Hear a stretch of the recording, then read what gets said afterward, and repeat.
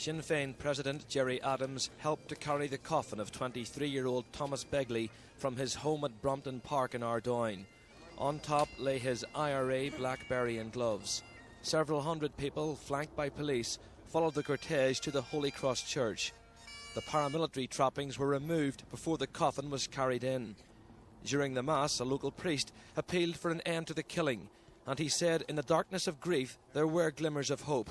He said in the hospital corridors after the bombing, a man from the Shankill sat beside the Catholic mother of Thomas Begley's friend, who was critically injured in the blast and is under police guard in hospital.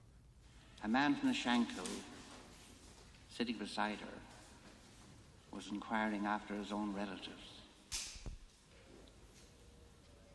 "Do you know who I am?" she said.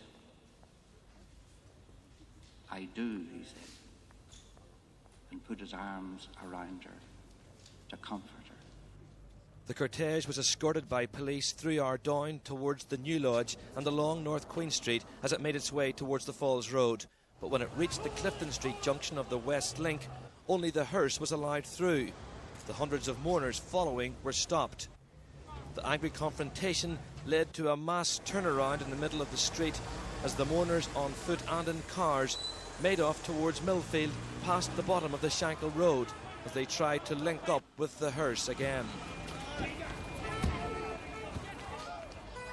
There was some confusion and there was a general panic, and the REC momentarily lost control of their own people, and there was a slight confrontation which was resolved. I should say that the REC yesterday agreed to a set of rules which they have kept to vigorously, and they have ensured with ourselves that this is a peaceful funeral. We ended up with perhaps 150 pedestrians who wanted to walk along the West Link, and for their own safety we just couldn't allow that. So when we stopped those pedestrians, there was some confusion as the vehicles also stopped, and that backed up back down to the junction with North Queen Street.